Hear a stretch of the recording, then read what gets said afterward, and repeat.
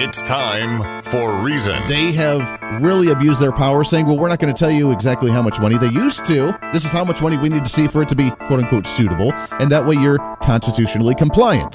Nowadays, they say, yeah, you know what? We made a mistake back then. We're not allowed to tell you exactly how much because you do have the power of the purse, but only to some degree because we still get to tell you whether it's constitutional or not. So I can't tell you how much, but you need more money. This is the Voice of Reason with Andy Hoosier. Then I'll get on my knees and pray. We don't get fooled again.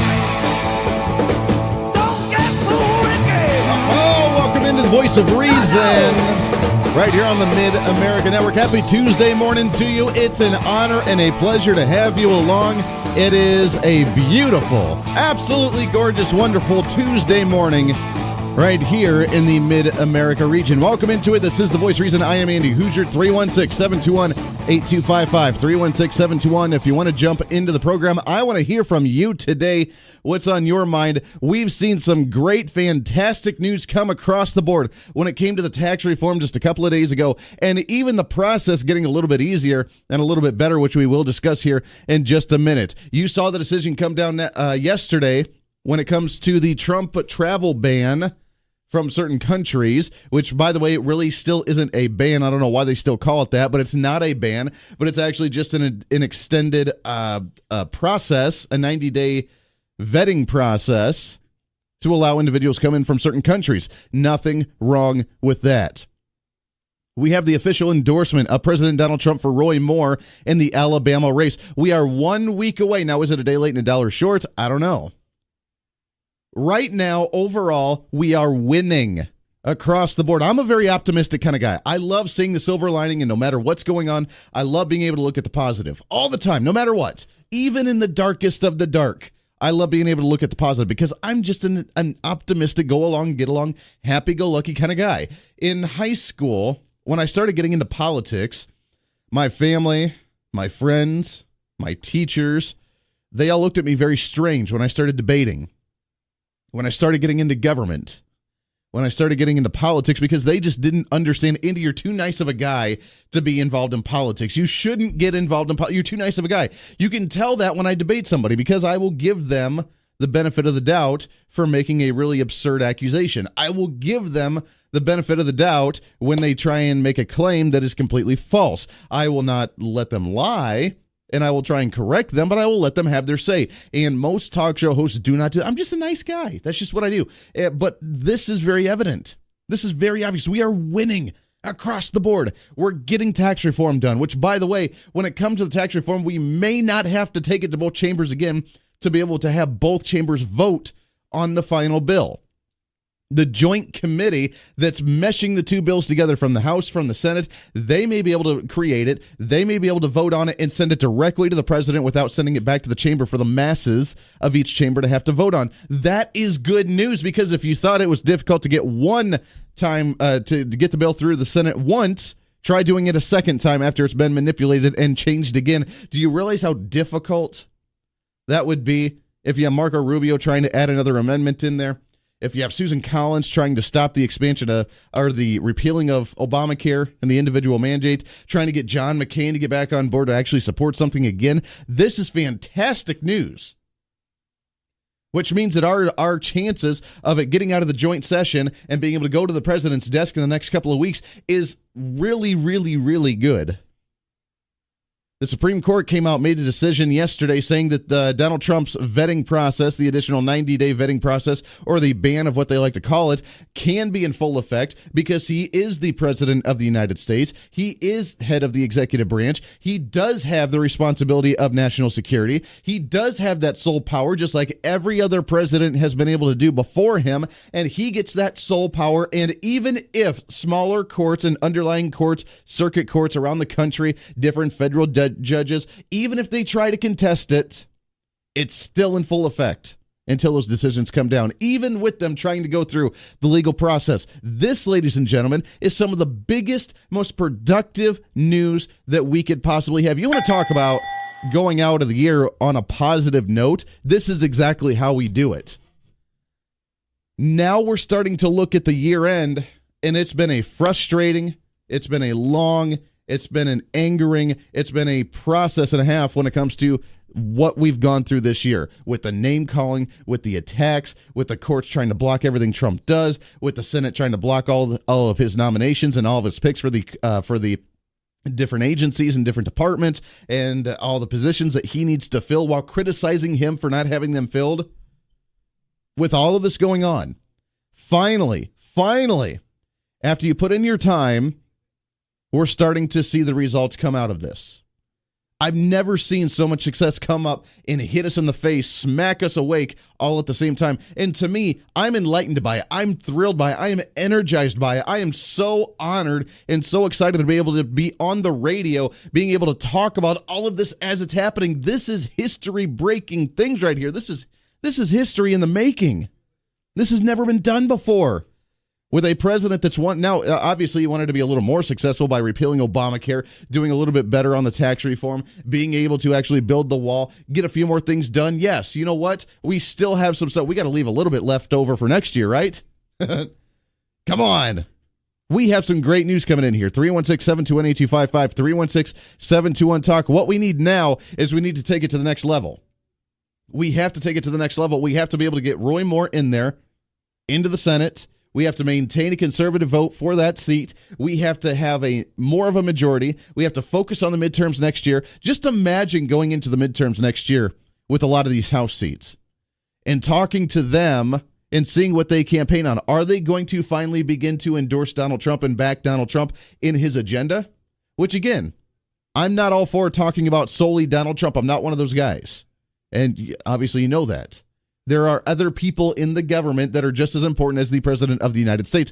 Donald Trump is not the king.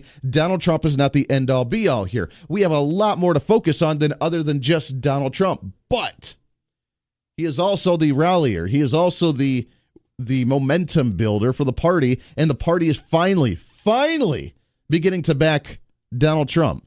The story that I saw with him doing the official endorsement of Roy Moore for the House seat, this is according to UPI.com, hours after President Trump fully endorsed the embattled Alabama Republican Senate candidate Roy Moore, the Republican National Committee said it will also endorse Roy Moore and pump money into the campaign. The RNC is the political arm of the president, and we support the president, according to the RNC. According to Breitbart, which first reported the news, they said that they'd be pumping in $1.1 million worth of campaign support from America First Action, the pro-Trump super PAC, and that's according to the Washington Post. Now, $1.1 million, not a whole lot for a race. I guess it is for a Senate race, but is it a day late and a dollar short? We're 1 week away from the election. I'm sad. I actually not going to be on the radio next week when this actually comes down because I'm going to be taking a vacation. So I'm going to miss the election and be able to comment on it. But you know what? I know it's going to be in great hands. I know that obviously we don't have anything to do with the Senate race in Alabama, but still I would like to be here to actually rejoice and celebrate and talk about all the greatness when it actually happens because I know. But it's kind of funny the RNC finally dumps in $1.1 million just a week before the election. All right, I guess the president endorsed you. I guess we'll throw some money at you now. Why didn't we do this a month ago? Why didn't we do this 2 months ago? Why didn't we do this right after the primary when we go into the general election? Why didn't we sink some money into it? Now, I know it's still going to benefit, but I don't know. A lot of people have already made up their minds, especially with how hotly contested this race has been and how personal this race has been. When we start talking about advancing conservatism, which is what we're all about, we're about conservative ideals, we're about limited government, we're about lower taxes, we're about less regulation. When we talk about all of these great things, and I know I kind of went through the grind here with all the big news, bam, bam, bam, bam, bam, but look at this. As a whole, we're moving in the right direction. When we can repeal the individual mandate for Obamacare, that is a huge success. When we can get a solid conservative into an Alabama seat that is open right now, that is a huge success. That gives us another opportunity for a little more wiggle room in the Senate seat. When we actually get to talk about securing the United States with who's coming into the country, making sure we know who's coming into the country, and if they're coming here properly, and if they're coming here with good intentions as opposed to, well, we think so, then we're safe. And who cares what the progressives think? They are so Some of them, again, not all of them. This is not the Democrat Party. I got to do the disclaimer out there because, you're just attacking everybody with an open blanket here. I'm not.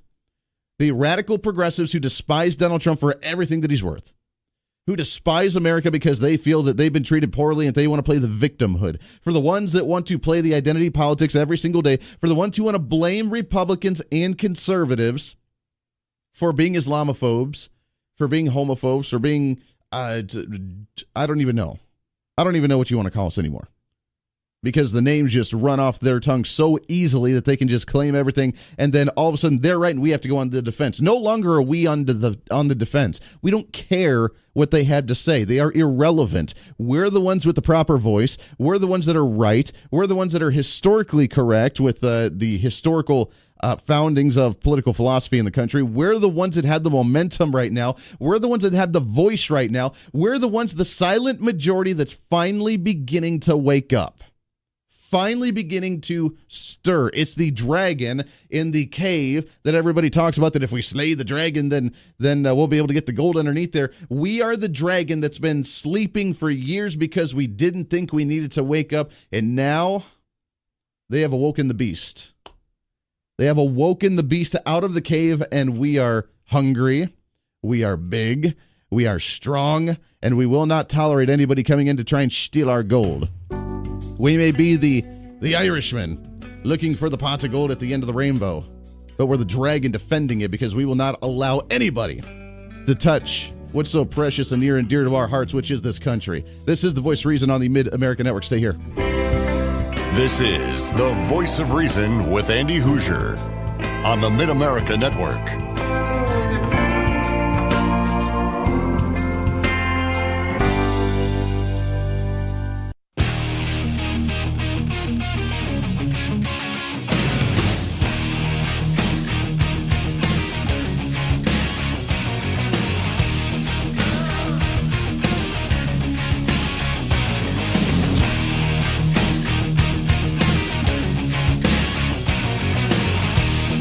Welcome into the Voice of Reason right here on the Mid-America Network. Happy Tuesday morning to you. Making Tuesdays great again. That's what we're all about.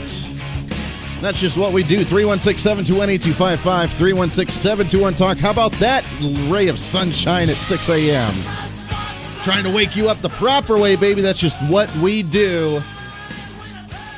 Because I want to get you excited. I know, it's that evil right-wing talk radio. That's what they always say, right? That evil right-wing nutjob, hate-filled talk radio, giving you that positiveness early in the morning. Well, you know what? We're doing great. Now, we have a lot of work to do, obviously. But when we have the momentum, you run with it. When you're in sports, you can feel the momentum, right?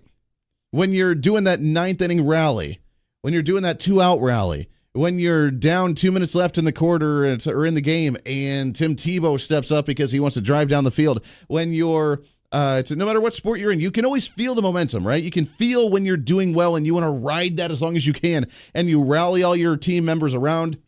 Or if you're doing a solo sport, you're doing it by yourself and you can just feel it. That's what we're feeling in the political world right now. It's very rare to feel that kind of momentum. Usually you have to go to a political rally where they try and pretend, and not pretend, but they hype you up. That's their job. They want to refuel your political tanks so you feel good to go out and continue to campaign, continue to feel like an activist, continue to motivate yourself to keep doing it, because we have to remind you sometimes how important it is with the message that we're advocating for. That's my job on the radio. Not just to relay information to you, which is what I try to do, but also motivate you, rally you, and be the catalyst. I don't want to be the quote-unquote leader to where people say, oh, what do we do next? Because a lot of hosts do that. I am the answer, and for you to be able to do what you want to do, you need to look to me for the answer and for the guidance. I don't want to do that. That's not me. I just want to say, hey, here's the tools. You can do with it as you will. I'm the catalyst, getting things excited. I'm also trying to counter what the media has told you. Look, we have done huge things in the state already, and even in the Mid-America region. State after state after state. When the mainstream media, and I got into this discussion yesterday with actually a listener who enjoys the show, but they made the comment of, well, I don't believe you when you talk about the mainstream media. The media is just reporting the news. No, they're really not. They have their political agenda. When was the last time that they have given a positive story about Governor Sam Brownback? When was the last time they talked anything positive about Chris Kobach, Secretary of State? When was the last time they talked positive about a conservative in our legislature, whether it was Senator Ty Masterson, whether it was State Representative John Whitmer or Blake Carpenter or some of the conservatives that are in there? There are too many to count. I'm not going to rattle off the entire list. But when was the last time they wrote something positive about them? They have their agenda, and they report a story about anything that's bad. My job, and the job of so many other news outlets out here that are kind of the quote-unquote alternative newses because they're not the mainstream media, tries to give the other side of that. When Breitbart comes out and says that they are in a war against the mainstream media, what does that actually mean? And that's the example that they use. Look at Steve Bannon. And, look at that. The war against the mainstream media. What does that actually mean? It's a marketing tactic.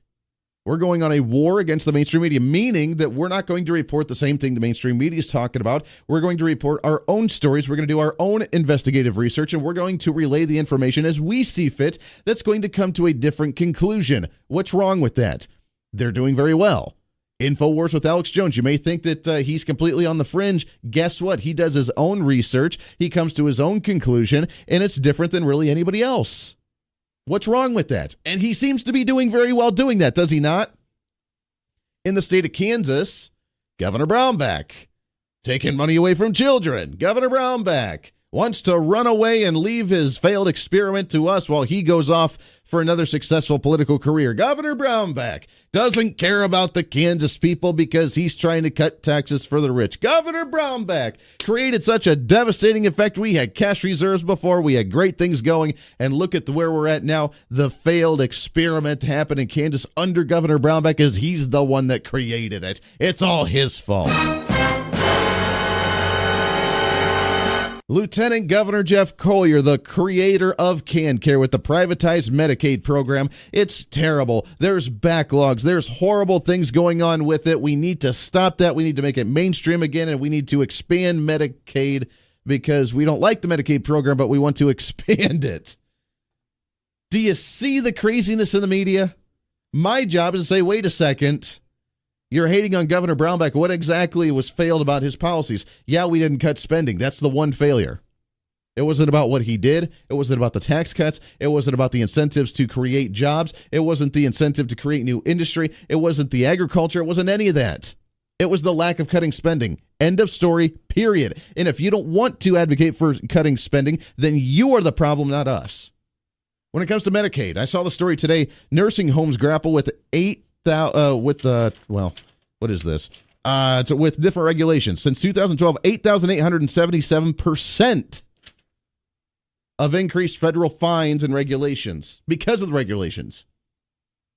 Over 8,000% increase. And they talk about the privatized Medicaid program, how it's so backlogged, how it's terrible, where 2,700 new applications are sitting on the back burner waiting to be processed because of the backlogs. Almost 3,000 are sitting on the backlog that are sitting 45 days or later. And they talk about how terrible that is. What they don't say is that as of July this year, about 6 months ago, that number was over 7,000. Now we're at under 3,000. Tell me how we're not progressing. Yeah, we still got some work to do, but we're not doing better. Don't listen to it. Don't believe it. Do your own research. Listen to both sides. People want that connection of that makes sense. And you're not going to get that with the liberals of the mainstream media.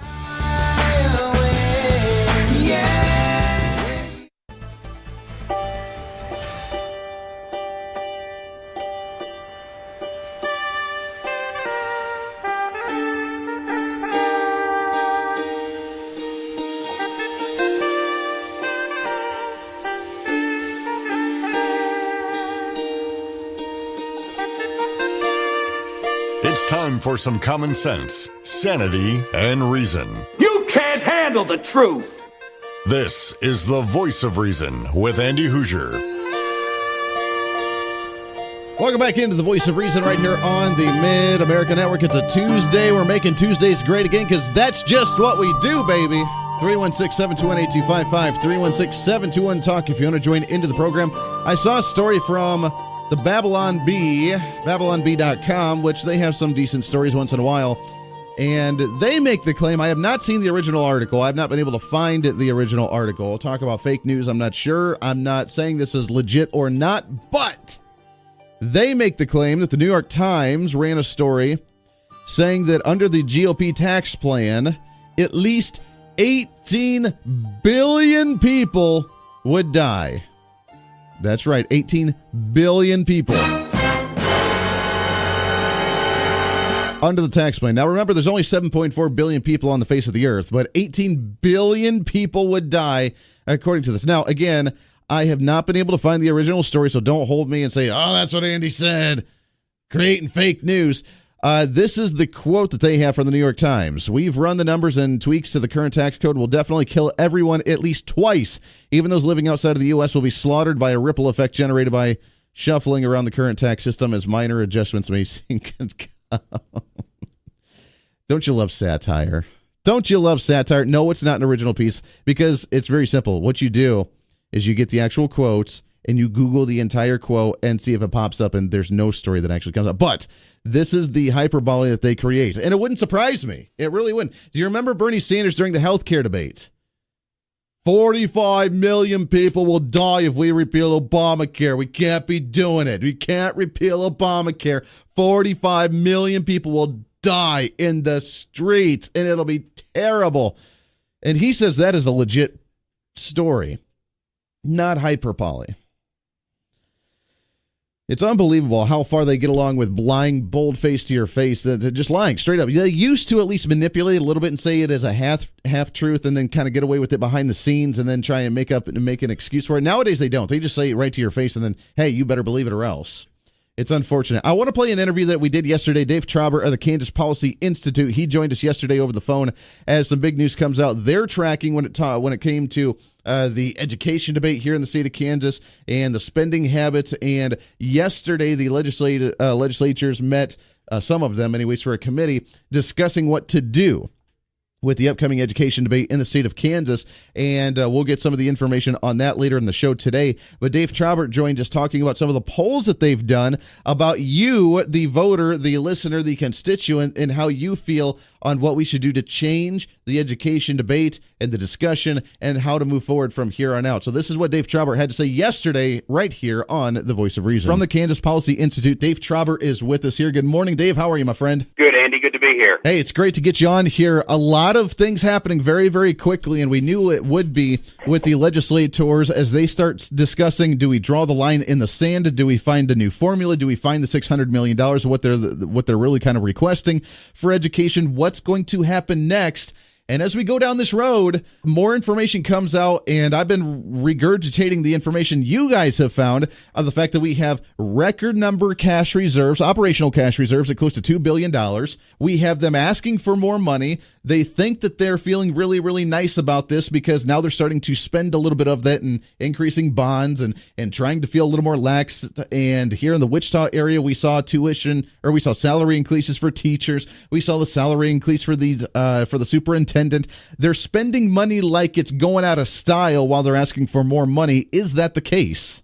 Yeah, Andy, and unfortunately, the sad part is that even if the legislators came up with the upwards of $1 billion more that the courts and the schools are demanding, it wouldn't do anything to help kids because spending more money never has and never will improve outcomes. And that is the real education crisis we have in Kansas. It's not money. We're spending record amounts. The crisis is that we have persistently low achievement overall and achievement gains for low-income kids that are only getting worse.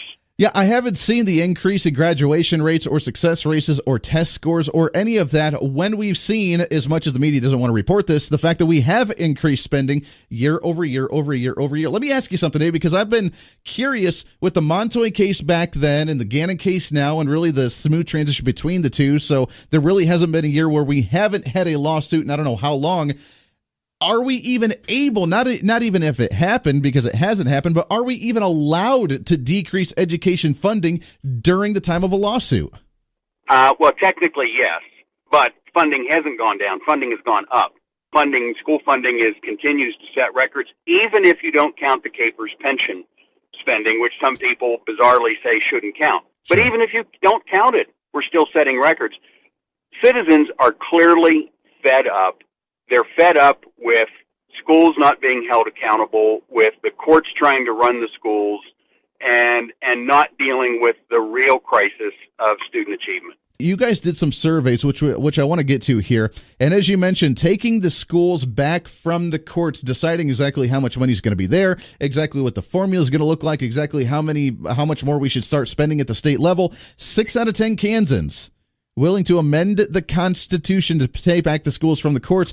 You've been advocating for this for a long time. I've been advocating for this for a long time. A lot of individuals have, and it's becoming more of a mainstream discussion. How do we change and amend the Constitution to start limiting what the Supreme Court can do in this discussion? Well, I think the voters have given very clear direction to legislators and frankly to media on how they want it done. We asked the question in this survey, do you want the Constitution changed so that just legislators get to decide, or do you want some kind of a rules-based system that would really take the legislature and the courts out of it, or do you want to leave it alone and let the courts decide? And the number one response, 38%, was go to a rules-based system. So I think that's really important. 20% or 21% actually said let the legislature decide. So that's where you put those two together, and you've got almost 60% of Kansans saying, let's change the Constitution and get the courts out of it. Only 1 in 5 voters say the courts should be in charge of school funding. We started to see this trend, I think, in the last election that happened a few weeks ago when we had, in the entire state of Kansas, we had 12 different local sales tax increases, and all 12 of them passed. When it came to bond issues, out of the 8 that were in different school districts throughout the state, only 1 of the 8 passed. And to me, that shows that people were okay with some sales tax increases in certain areas to be able to fund certain things locally, but they're beginning to wake up and realize that these school districts do not need more bond issues to improve athletic fields, to improve the different buildings, that they already feel that they're starting to wake up and realize that the school districts have enough money and should start utilizing that as opposed to increasing another bond. And I think that reflects to what some of the stats that you're seeing here. 78% want more efficient, recognized out-of-classroom spending as opposed to, we need another Olympic-sized swimming pool or a tennis complex or something like that. Yeah, that's right. I mean, citizens overwhelmingly, and this is not the first time we've asked these questions, it's very consistent that citizens want schools to be operated more efficiently so that the savings can go into classrooms. They want to see the money spent well. Kansans aren't saying don't fund schools. They're saying fund them efficiently and effectively. Let's get bang for our buck. Let's make sure that we're actually helping kids and not just funding more administrators or more non-instruction costs. Let me ask you this, because I would love to see it. I don't know if it's going to happen or not. The first question is, going into this session with the makeup of our legislators, do you think that we would draw the line in the sand and say you're not going to get more funding? We'll rework the formula a little bit. And if you want to shut down the schools as a Supreme Court, then that's on you and that's on me. The first question is, do you think that could happen? Second off, if we do come to the point of a quote unquote constitutional crisis and the Supreme Court threatens to shut it down, will we be able to do a good enough job showing that it was the court's decision and not the fault of the evil Republicans who refuse to spend more money? Well, I don't even think we should get there. I mean, we can easily, if the legislature wants, they can prevent the court from closing schools. There's already a statute on the books that says the court cannot close schools. It's not been tested, and it wouldn't be beyond the court to declare that maybe that's unconstitutional. So the only thing that the courts can do is shut off the funding. I mean, they can't go in and lock the doors. So what the legislature should do is make sure that someone under the governor's control is authorized to write checks to schools so that under no circumstance can the money supply be cut off. Mm-hmm. The next thing they should do is, in case a local school board is maybe intimidated and afraid to open, then you make sure that any student in those districts are allowed to go somewhere else with a taxpayer-funded scholarship. They can make sure that schools stay open and the kids have access to the education they deserve. Do you think that if we do come to this worst case scenario, we come to the point to where we're talking about shutting down the schools, they don't have the money for it, quote unquote, they're being blackmailed in the Treasury Department to not sign off on the checks there? I'm almost wondering if we see an opportunity here for the advocacy of charter schools, of more private schools, of the options there. So that way we can say, hey, look, your public school system's not functioning. They're not even going to want to open up doors because they're that ingrained in needing more spending. We need to allow our students to still be educated. Here's some other options. Let's start creating some private schools and charter schools to be able to compete. And that way we can start shifting our kids towards those types of programs. Do you see something like that as a possibility? It could be, sure. I mean, because, even if, you look at the differences between public schools and a lot of the private schools, and one of the first things that jumps out at you is the lack of bureaucracy in the private school system, whether it's a parochial school or a secular school. And that's got to be a frustration for the people in the public schools, that there is so much top-down, whether it's coming from the federal government or the State Board of Education. One of the big things that the State Board of Education could do, short of changing the Constitution, is truly allow districts to innovate. Mm-hmm. There's a law already on the books called the Innovative School Act that would allow districts to go to the State School Board of Education and say, let us operate like a charter school. We want to get rid of all these regulations and truly innovate. But the state board won't allow that. They actually stepped in and said, no, you cannot usurp our authority, because the legislature tried to set it up so that schools could pretty much do that on their own. And the state board stomped its foot and said, no, we're in charge, and we'll decide what tiny little amounts of innovation get through because, we can't upset the unions. There we go. That was Dave Trauber with the Kansas Policy Institute. Great information, and we got to really break this down and talk about it when we come back. Your thoughts and calls as well. But again, me being the eternal optimist, I see opportunity. I see frustrated opportunity, but I see opportunity nonetheless when it comes to education, when it comes to our budget in the state of Kansas. This is something that we can work on right now. Stay tuned. This is the Voice of Reason with Andy Hoosier.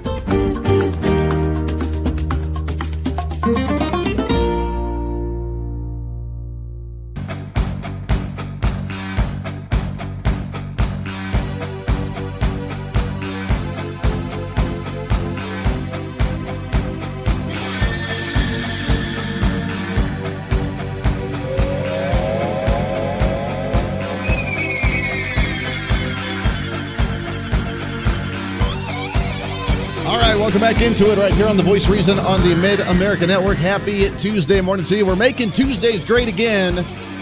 Starting off your day the proper way. That's what we at least try to do. We attempt to in some way, shape, or form. I don't know. We try. 316-721-8255. 316-721-TALK. If you're going to join in, we have the Facebook live feed rolling right now. You can check that out. Like it. Share it. We cannot allow our healthy competition across the aisle to be able to beat us on Facebook Live hits. It just doesn't happen. Like the page, share it. It's on any of, by the way, wherever you may be listening, KQAM, KIUL, KGYN. It's on all of their Facebook pages. All you got to do is go to their Facebook page, like it, like the Facebook page, like the Facebook Live feed, share it. Let's advance conservatism. We are the fastest. We truly are.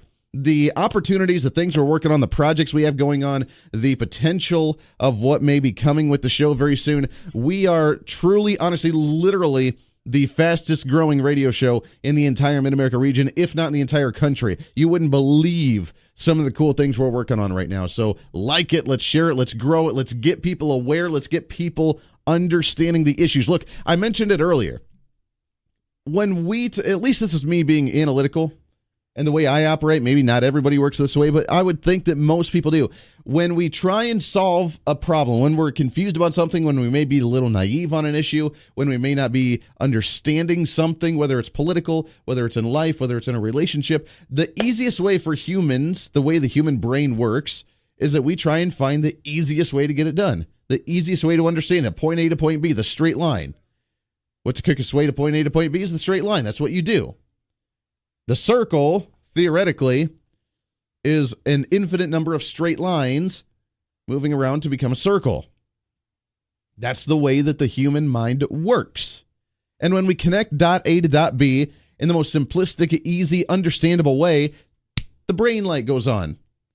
That's how the media has been able to manipulate these stories for so long in the area. When they talk about the failed Kansas experiment, oh, look, we cut taxes, we ran into a debt, it's Brownback's fault. They try and make it very simple like that. And we have to step back for a second and say, wait a second, that's not the case. We cut taxes, the economy took a dump nationally, thank you, Barack Obama, and all the federal decisions made. We cut taxes. The economy went in the tank. All of our industry went down. But yet, we still were able to survive to some degree. It would have been way worse if we didn't cut taxes at that time. Because they raised taxes at the federal level. Agriculture went down. Oil and natural gas went down. Everything went in the tank. If we had not dropped taxes, then we would have seen a worst case scenario truly here, and then that still would have been Sam Brownback's fault, right? But the positives that we did see, 17-year unemployment rate. We saw 80% of job growth because of the LLC tax breaks that we just repealed because they were such a terrible, horrible thing, and all the businesses needed to pay their fair share, right? They felt really, really guilty about not paying their fair share, right? Yeah. When we go to education, as you heard Dave Chauber say, yeah, technically we could have cut spending under the lawsuits, but tell me, politically, would that have made sense? On a basic common sense mentality, would it have made sense to say we're in lawsuits that have been going on for the last 4 or 5 years, so we're going to lower spending on education? No, it didn't happen.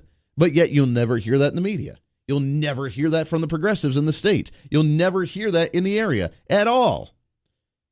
And I'm to the point with how long this has gone on, it's like the 8-year-old kid that throws the temper tantrum for so long. And they sit there and they tug on your leg. Can I have a candy? Can I have a piece of candy? Can I have a piece of candy? Can I have a piece of candy? I'm trying to talk. No. Can I have a piece of candy? Can I have a stop? I'm talking right now. When the adults are talking, you don't interrupt. Can I have a piece of candy? Can I have a piece of candy? Fine.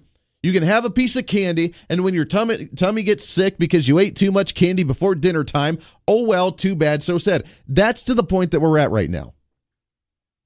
When you hear the progressives, we need more spending in education, need more education spending, need more. We don't have enough. Well, it's going to shut down. We're going to have to shut down the schools. We're going to have to go and lock up the front doors and not allow a single student in there because we're for the children and for their education. So we're going to have to shut down the school because of them, because we didn't have exactly to the penny what we need for us to be able to increase the administrative state. I'm to the point, fine. Shut it down. Let you shut it down. It'll be your fault. And then we can give the option of here's some private schools and charter schools. Here's the ability for us to begin the process of opening up more private schools and charter schools because we're the ones that actually do care about the children. And if you're going to shut them down, we'll give you other options on where to take your kids for a better education at a cheaper price. Do it. Try us. I double dog dare you. No, I triple dog dare you. This is the Voice of Reason.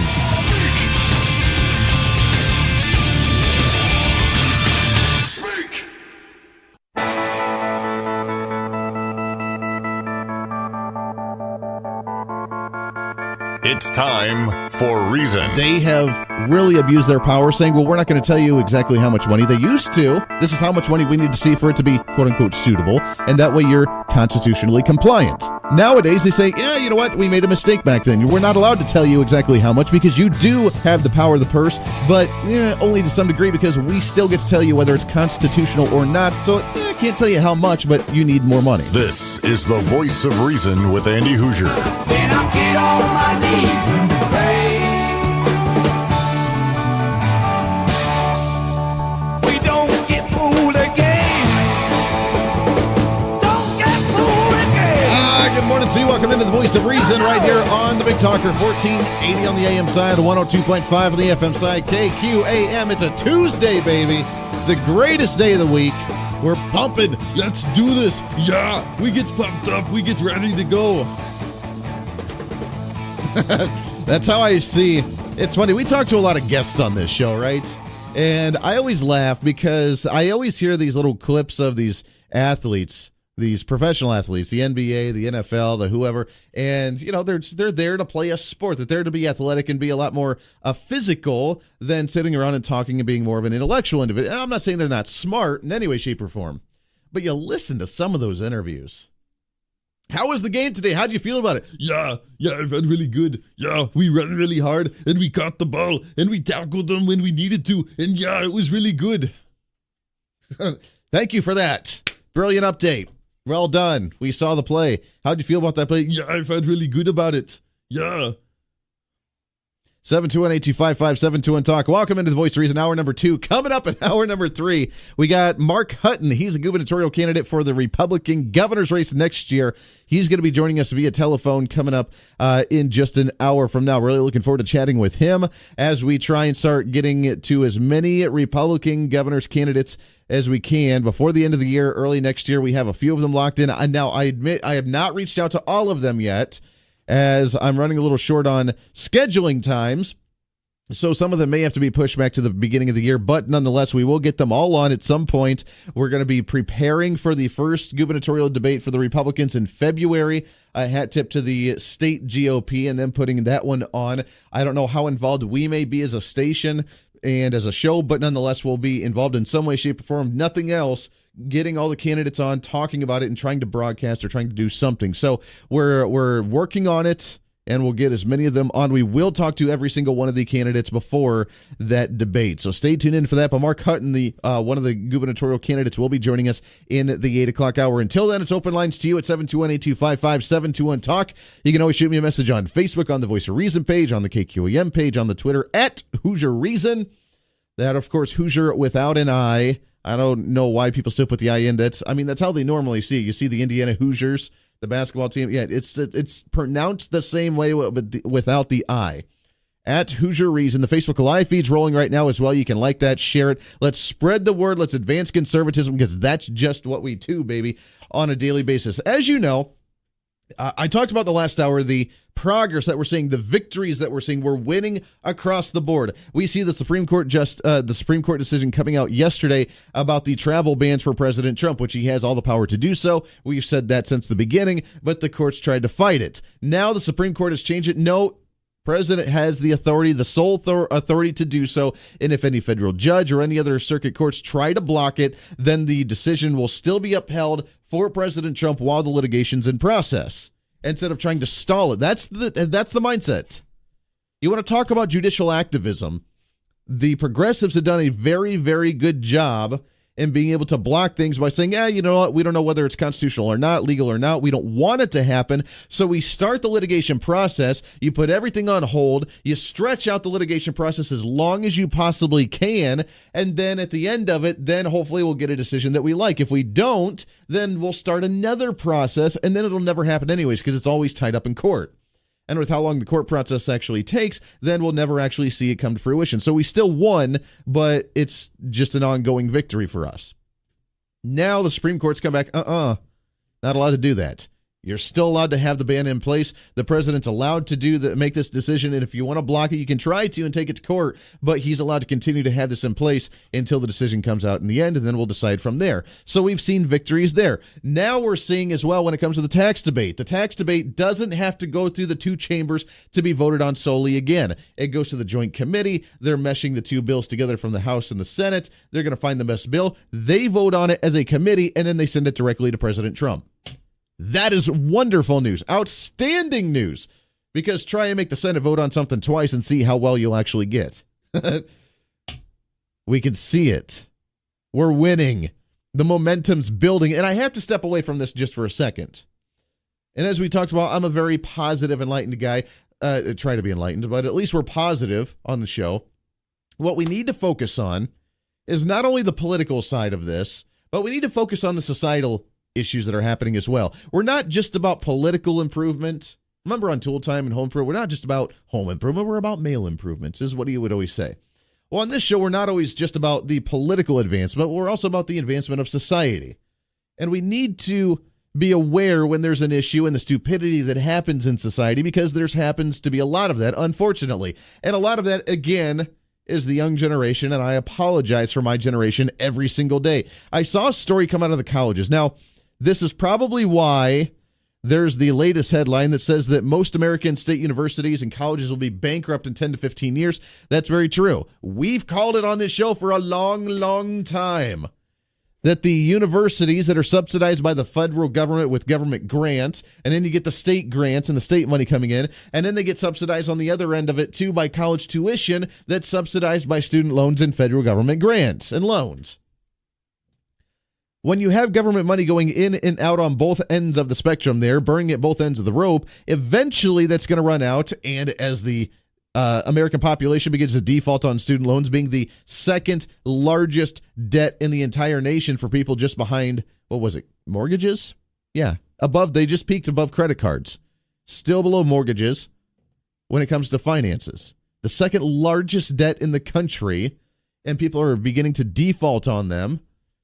That means the government's defaulting on them, which means that the university's not getting their money the way they need to. They're going to be bankrupt in 10 to 15 years if they continue to inflate the way that they are. And the reason is because that the socialist liberal professor mentality has bankrupted the universities. They don't care about anybody else but themselves. And their mentality, what they teach, isn't even that valuable any longer.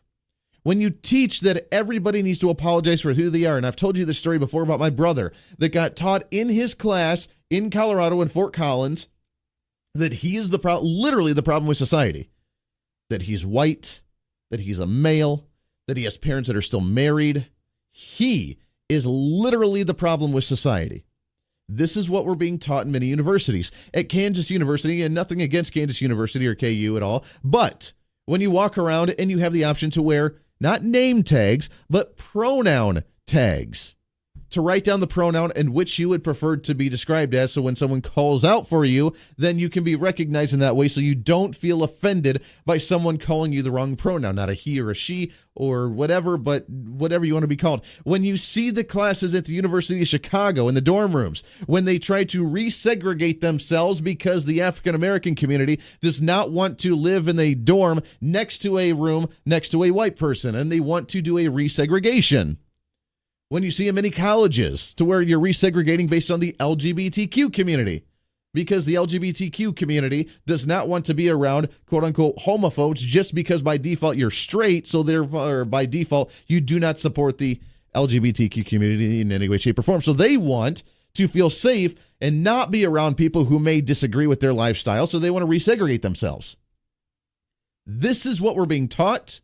This is what we're learning. And this is the landscape, the mentality of a college university in today's times.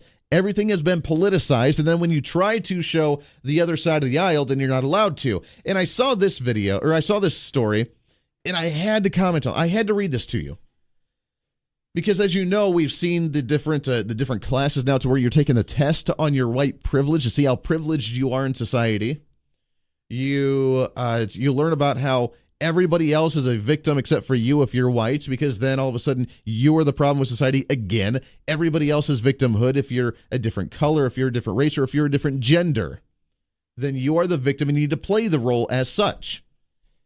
And people are beginning to fall into this, and they're beginning to believe it because that's just taught as the basic social norm in colleges. And here's the latest study. Students undergo a disturbing sensory experience to drive out their own prejudice. They're openly going through this torture, so to speak, this sensory experience to learn. They always say walk in someone's shoes to understand what their life's like, but they're taking it to the next level. And they're going through these classes that, by the way, are now mandatory in some of these university courses for them to actually graduate the class, for them to go through these disturbing sensory experiences, understanding, quote unquote, what it's like to live in someone else's shoes that's different from you. Some in San Diego State University students undergoing what organizers acknowledge as a disturbing series of sensory experiences in an attempt to drive out students' prejudicial tendencies to help make them less oppressive. They're oppressive just by being a certain skin color or a certain gender. By default, you are oppressive to somebody else. The annual workshop, Journey to a Shared Humanity, is described to university's website as a way for organizers to get students to, quote, step out of their comfort zone and into the shoes of those who are struggling with oppressive circumstances. This year, some students are required to attend the event as part of their classes, and during the experience, students are walked through the darkened multi-purpose room and as they view a series of theatrical vignettes acted out by campus leaders. So students, professors, these leaders are actually acting out. It's a little stage performance. This almost reminds me of you go into, you ever seen those? And I don't know if they still have those, but you sit there and it's kind of the rotating theatrical stage and you just see the little vignettes there and everybody does their own little skit and then it transitions to the next one. You kind of move on and on and on. And it's kind of like that. And it's the dark room and you sit there and then they try and make you feel what's really happening in society. Students observe the skits that are include a black man yelling at them to stand against the wall and face it and not look at him. Let's go. Face the wall. Don't look at me, the performer yells as a drill sergeant and a drill instructor commanding recruits. Pretty sure more than black people go into the military and hear a drill sergeant yelling at them, but you need to feel what it's like in that environment, apparently. First, then they come across the Native Americans, but I'm not Native American, so I did not speak up. Then they came for the Jews, but I'm not a Jew, so I did not speak up. They came for the gays, but I'm not gay, so I did not speak up. Next, they came for the crippled, but I'm not crippled, so I did not speak up. Turn around. What do you see? What do you see? They see the lights. They see who's being persecuted in some way, shape, or form. In another performance, students heard a very loud banging and a man's voice yelling, "It's ICE! Open up!" A mother in the scene hurriedly tells her daughter, who she's speaking to on the phone, that she has to go. Don't let them teach you to be scared of others. Don't look or sound like you, okay? Just stay quiet and stay put, she tells her daughter, trying to say not to hate others, to try and blend in and not look like who you need to look like is part of your heritage because you are brown skinned, so therefore you must be an illegal immigrant because ICE is coming after you, and therefore you need to experience the difficulties of living with brown skin. Because ICE automatically wants to come after you and pull your family away. How would it feel if one of your family members was getting taken away from you? Well, it's happening today, and it's happening to me, according to the performer. In another skit, the loudspeaker chants, "Jews will not replace us," over and over, the words echoing loudly and eerily through the darkened building. Of course, trying to talk about Nazism, which you should remind yourself of the fact that Nazis were ran under the National Socialist Party of Germany, Bernie Sanders. In another performance, a female says she has a problem with her Middle Eastern roommate because she's a little too foreign and does not feel comfortable sharing a room with someone who could be related to a terrorist. The overall theatrical experience, which includes about a dozen skits, lasts about 20 minutes, has many classes now making this mandatory for their classes to experience the hardships of what some people have to go through. This is what's being taught. Now, we talk about the advancement and the progress and the great news that what we can wrap up with this year, with major tax reform, with the repealing of the Obamacare mandate, with getting the Supreme Court justice in, with being able to actually have the travel visas banned, or at least doing the 90-day additional vetting that Donald Trump had proposed, which he has the right to do so. We've seen some great progress. And we've seen some great victories, and we have a long way to go because now we need to focus on these states. But how much of this could be reversed just like that? How much of this can be turned around just like that? Because the students that undergo this willingly, that try and quote-unquote walk in the shoes of somebody else to understand them, how many of them are going to be the activists of tomorrow, or even the activists of today, to vote in a big government to reverse all of the conservative principles that we have as a nation, because conservatism to them by default, the basic traditional foundation of our society, is what's leading to oppression of everybody else that they see as a victim. And they love to play the victim. How much of this could be reversed? How much of this could no longer be preserved? And in 10 years, 20 years, how much of society will we even recognize any longer? It's kind of a disturbing thought to think about, isn't it? 721-8255-721 Talk. Lots to get to today. Your thoughts and calls when we come back. This is The Voice of Reason on KQAM. The Voice of Reason with Andy Hoosier on the Big Talker, KQAM. So this is Christmas, and what have you done? Another year. Welcome back into the Voice of Reason right here on the Big Talker, KQAM. Happy Tuesday morning to you, starting you off the right way, baby. We get pumped up. Yeah, we do this. It's very good. 721-8255-721 Talk. Let's go right to the phones here, shall we? Good morning. What's your name? Hello. Going once, going twice. All right, let's go ahead and try another one here, shall we? 728-255-7210. Good morning. What's your name? Uh-oh. We may be having a phone issue here. Try and call back in a second here. We'll try and do something a little bit different with the phones. I don't know if it's on my end or what, but let's go ahead and try another one just for giggles, shall we? 728-255-7210. Good morning. What's your name?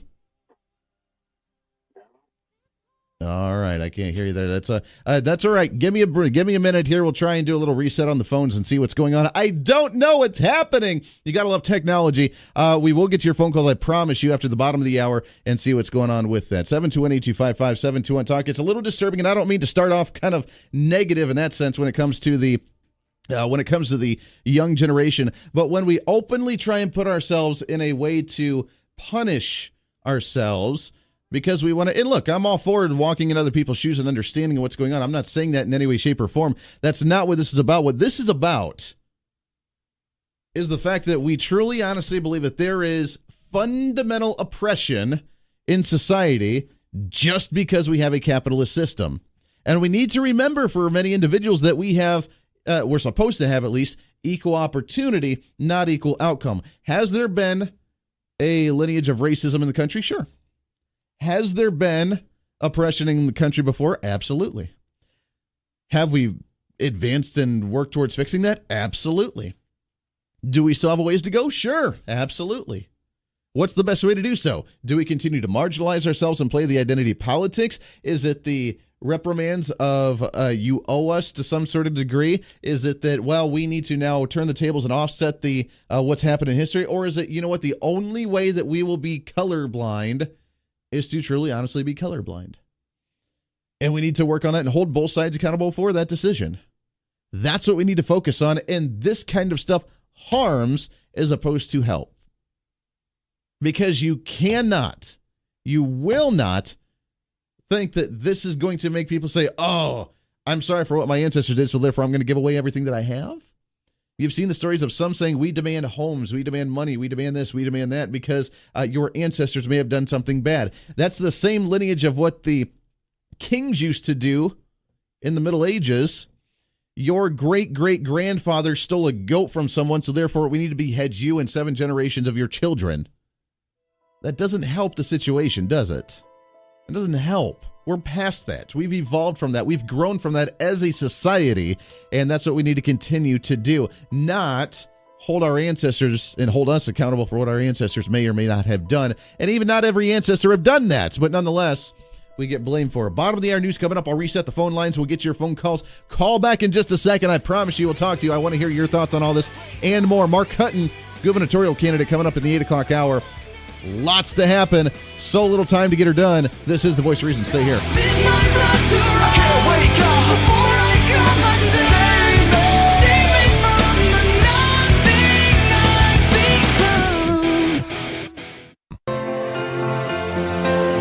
Where are you, Christmas?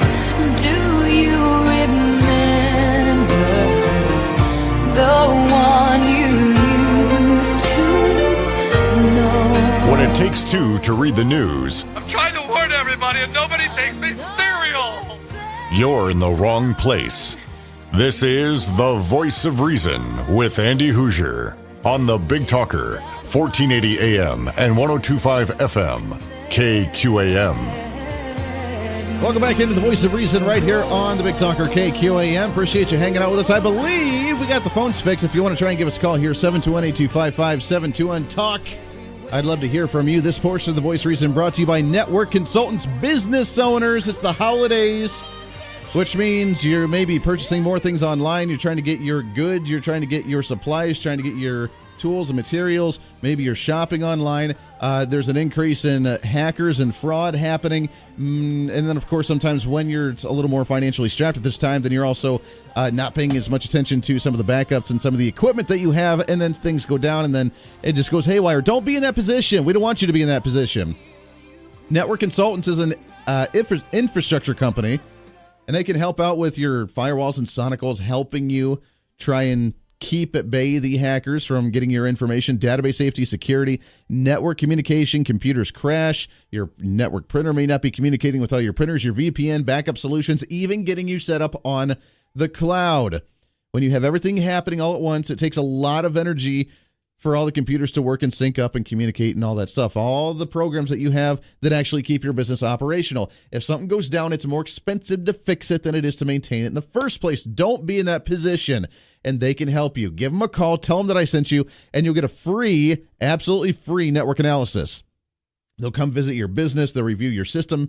They'll help you any way that you can. They'll even help guide you to teach you how to manage your own network and manage your own stuff for the basics. They have month-to-month plans available. You do not have to do any long-term agreements. It's very simple. Give them a call. Tell them that I sent you. 316-201-4624, 316-201-4624, or visit network-consultants.com. Again, network-consultants.com. Appreciate those guys partnering up with us here on The Voice of Reason. Let's go back to the phones and try our phone line again, shall we? 721-825-5721. Talk. Good morning. What's your name? It's white privilege. Hey, there we go. What's going on, my friend? Hey, not too bad. So, it's interesting because these colleges who sit there and I hate to say, they're not teaching this white privilege. They're indoctrinating people. That's what this is. Right. But when you think about it, white privilege, do I get to break laws for 10, 20 years and then have the entire, at least half of Congress run around threaten to shut down the government unless they forgive my law breaking for the last decade plus? No. When I go out to get a job, I don't get any special little carve out saying we need to have diversity. We need to have, a certain number of this or a certain number of that. My skin color is not a bonus. I have to actually get a job based on my skills and qualifications. Another, when I go to college, I get admitted based on my test scores, not because I have to meet a quota. They don't care about the white skin color. If they have enough of me, it is actually a detriment to be a white person. Then I don't get the forgiveness if I use a racist word. I don't get forgiveness. I don't get to do things like, scrawl the N-word on a car and then turn around and say, well, it was just a Halloween it was just prank. a joke. Yeah, just kidding. Yeah. You're right. And you know what? And with a lot of things that you mentioned, that based on criteria when you're applying for a job, that your qualifications, that the standards that you have at work, that the standards that you have in society, that should be the standard for everybody. For everybody, that no one gets any special treatment, no one gets anything particular. That you're based on your actions. Look, and I've said this since I've gotten on the radio, is that identity politics needs to go away completely. You don't base someone at all based on their skin color. You base it strictly on or their sexual orientation or their gender identification or whatever they want. You base it strictly on the character of the individual. Do they show up to work and punch in at the time they need to, get the job done that they're supposed to, and punch out at the right time without slacking in between? Do they go to work and be a productive member of society without breaking a law? Do they raise their kids to be a better member of society as well and give them the encouragement to say, you have the American dream, you can do whatever you want to do in society because you live in the greatest country on the face of the earth? Do you go to work and do that? Do you be a member of society? Do you participate in the community, as opposed to, hey, I'm just going to do whatever I want to, and then when you look badly upon me, I'm going to play the victimhood? And I'm not saying that minorities do that. Not all minorities do that, or anybody does that as a group. It's the character of the individual that says, hey, I want to play the victim because maybe I don't feel like I'm encouraged to be able to do my job, or I got less to start off with than somebody else, so I have to work harder and I just don't want to put in the effort. And that's across all different skin color lines there. It's not one group or another at all. And Andy, let me add this. Because there are also police departments around the country that are trying to become more diverse in their workforce, and they are actually lowering the standards, in order to get more minorities to pass a test or whatever. Now, what is this saying? And what does this say when you say you're not good enough to get in on your qualifications or your education level or whatever?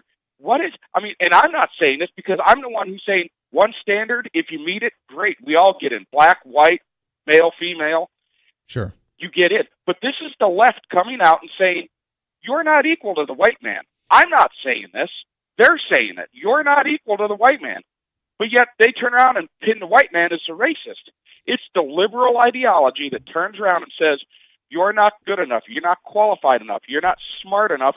you need a special carve out because you can't compete on a level playing field. And minorities ought to be mad as hell about liberals saying that about them, because that's, in the end, that's what it is. Oh, sure. They're saying that you're not good enough to participate in society, so therefore you need to play the race card in order for you to get a leg up. And you're right. That to me is the ultimate disgrace. And I appreciate the call there, Wallace.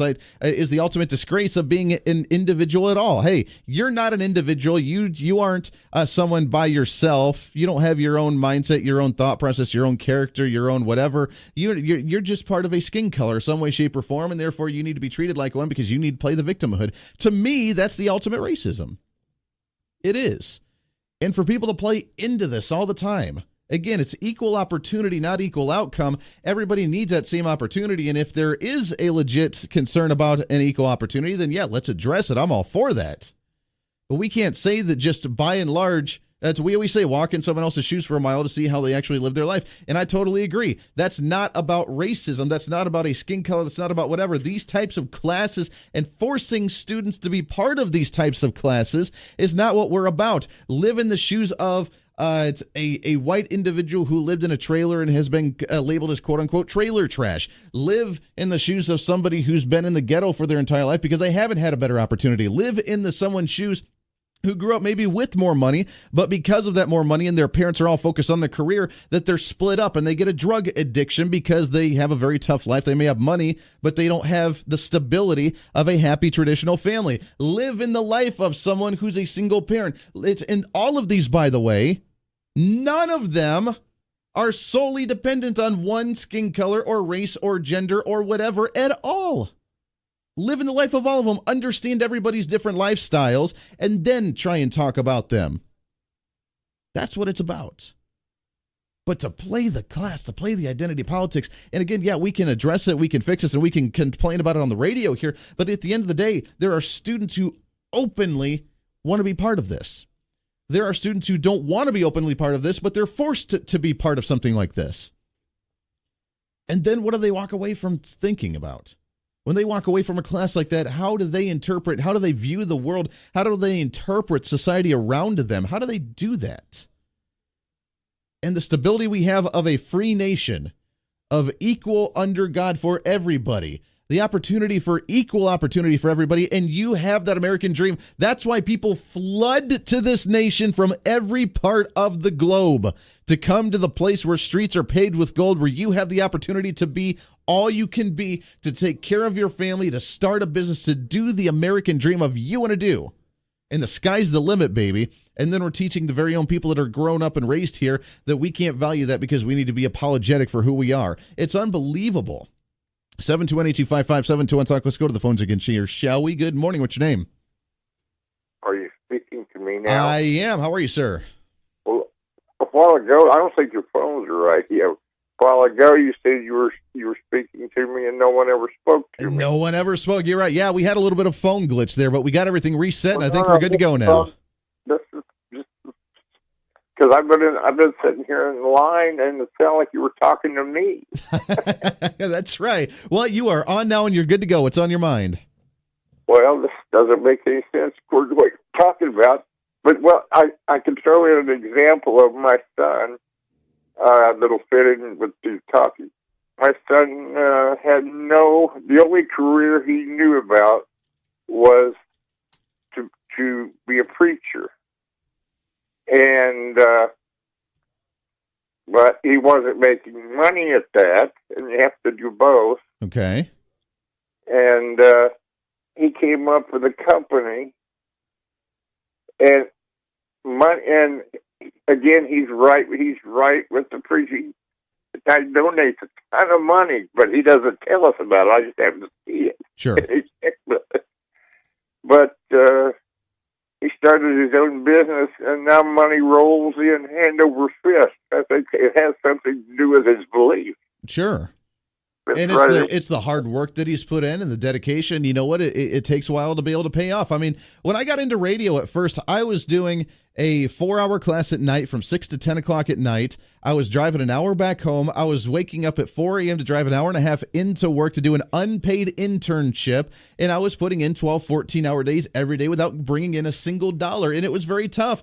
But you do that, and just like your son, you do that because you put in the effort, because you truly believe in what you're doing and what you like to do. And everybody has that same opportunity. It's whether how much of the effort you want to put into it to actually succeed in what you believe in doing. Well, but to the point now, he's got like 6 vehicles, and he's too busy to do much of the work. Sure. He answers the phone all day long and setting up appointments. That's and right. It's like they don't leave him alone.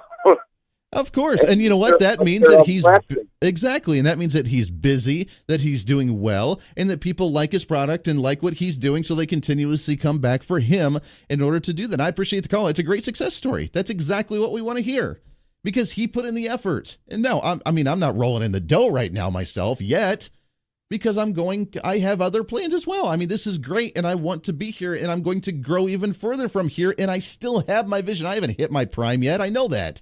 I don't want to hit my prime yet. I got a long ways to go, baby. That's the vision we need to have. Not the, I'm a victim, I feel bad, so therefore you need to pander me, regardless of whoever you are. That's not what we are in society. And for people to advocate for that politically, on the political scale, shows that society has really changed its dynamic quite a bit, hasn't it? Let's go back to the phones here, shall we? Good morning. What's your name? Good morning, sir. It's Drew. Drew, how are you, sir? Doing good. Doing good. Hey, 2 points for you. Go for it.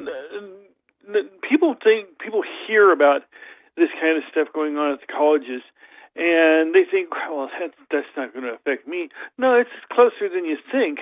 The Sunflower, the paper out at WSU, recently ran an article explaining how now all student government body members, president, vice president, so on, will now be required to take 12 hours of sensitivity classes.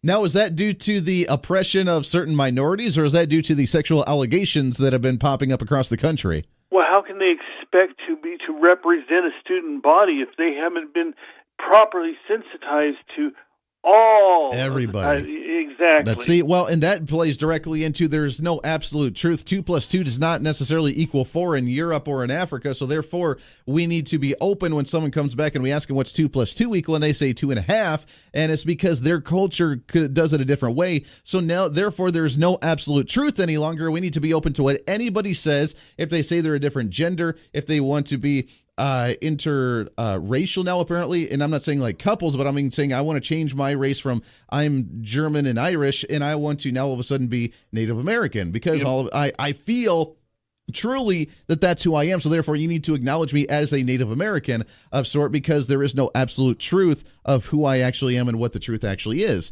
So, I mean, this plays directly into that sensitivity training when we're a student body government and someone comes in of a different culture and say, wait a second, that's not how we operate there. We need to include that into our laws. Even though that may contradict everything of our base of operation, we need to start including that in just to disrupt the operational normalities of society. So maybe you're going to say, well, I don't go to WSU, I don't have a kid who goes to WSU, something like that. Where's that going to affect me? Well, let's look at Fort Hays State. Fort Hays State has been instrumental in the last several years putting out the Kansas Speaks polls and putting out some of the research and telemarketing that's been done for political purposes. Some of the most leftist groups in the state who have been skewing and distorting Brownback's attempts, the facts of what really has been happening with the Kansas economy, the general news of what goes on, have all been funneled through Fort Hays State. Sure. And so, and then they put this under their media research guide and so forth.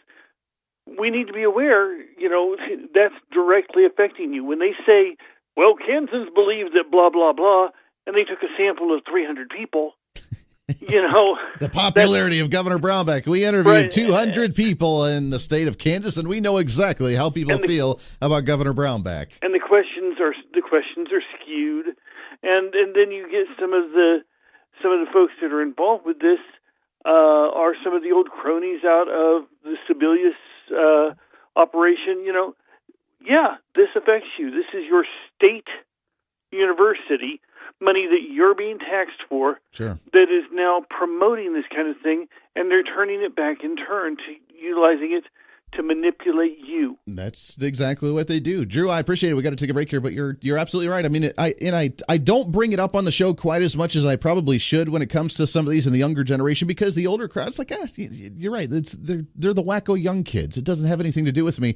But when they do consume the issues of tomorrow, and that's the mentality they come into, there's a big problem, and it does hit home. Didn't we just see last summer, I believe it was WSU at Wichita State, with the African-American community wanting to create a secondary student body government because they felt they weren't represented properly in the regular student body government, so they want to do a separate student body government. Isn't that what we heard?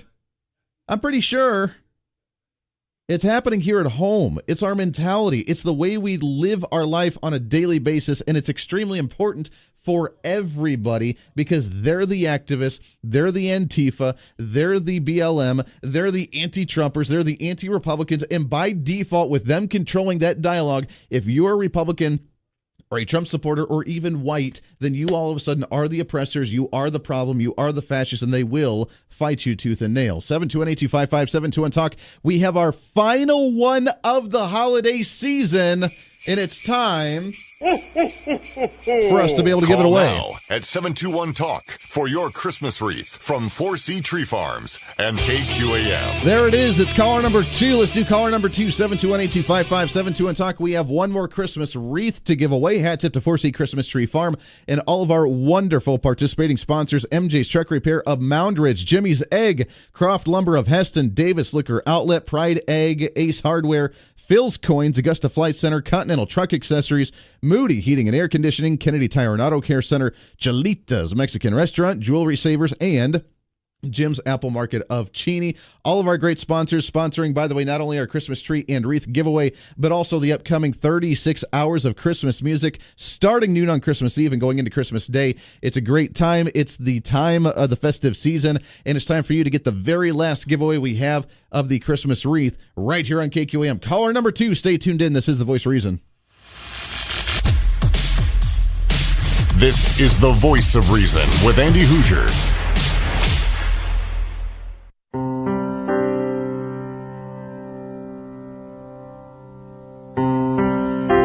Congrats to William winning that last Christmas tree wreath from 4C Christmas Tree Farms and all of our great participating sponsors. We got more giveaways coming up here soon. A little bit different ones, but we got some more giveaways, some fun things to do here on The Voice of Reason, so stay tuned in for that. When we come back in hour number 3, we're going to be talking with gubernatorial candidate, Republican candidate Mark Hutton. He's going to be on the show joining us. Looking forward to chatting with him about his campaign, about what he's going to be working on, what he wants to see, and what he wants to anticipate coming out of the legislative session in 2018. Lots to get to. Of course, your phone calls as well. We're changing the dynamic of society on a daily basis. We're crafting the minds of the young generation, no matter how warped that may be. Hour number 3 of The Voice of Reason coming up here in just a minute. Stay tuned.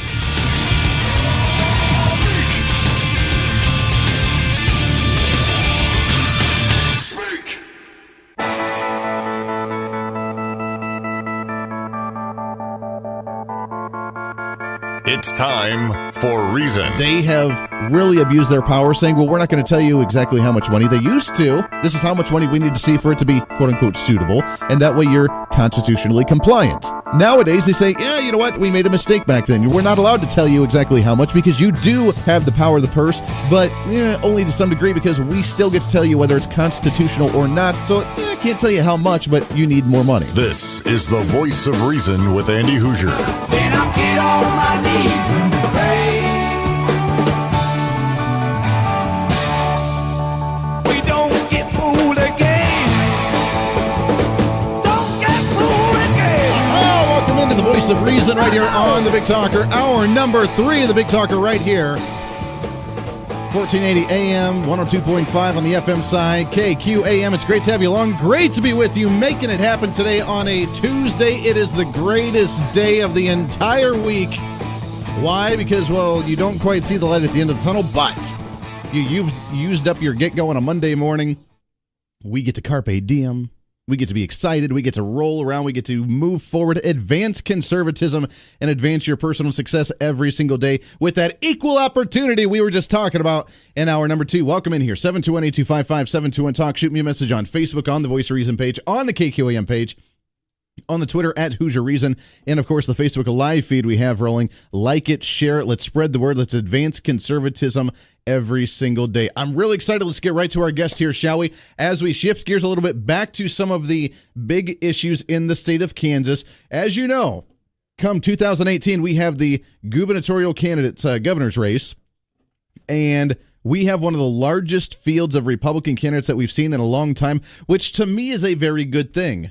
We have a plethora of ideas. We have the wide umbrella of what we're going to do, and it's up to you and I as the constituents to stand up and say what we want the Republican Party to stand for, what we want the state of Kansas to stand for, what we want representing us at the grand scale as the governor of the state of Kansas. So we have a great wide range of candidates right now. We've already talked to one of the high school students. We have a couple more of the candidates coming up in the next week or so. Hopefully we'll get as many of them as we can before the end of the year. We will be talking to every candidate on the Republican side, at least, before the debate come February. So I'm really excited to get one of our big candidates on here. He's a Wichita businessman. He's a former state representative. He's now running for the Republican seat in the state of Kansas here for the governor's race. It's Mr. Mark Hutton on the line with us here. Mark, good morning, sir. How are you? Good morning. I'm great. Thank you for having me on, Andy. Well, hey, I appreciate you coming on here very much so. What a race it's been already as we start talking about who's going to represent Kansas in 2018. And as we have, what do we have now? 12 different candidates in the race, many of them Republicans. We have, I think, a total of 18 candidates between the Republicans and Democrats. It's turning out to be a pretty wild race already.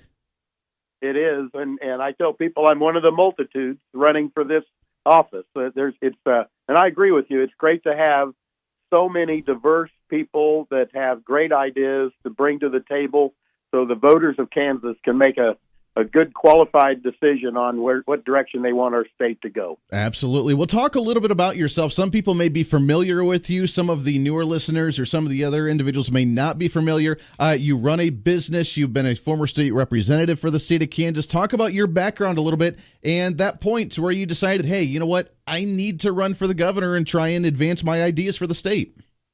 You bet. Well, I'm born and raised in Wichita, Kansas.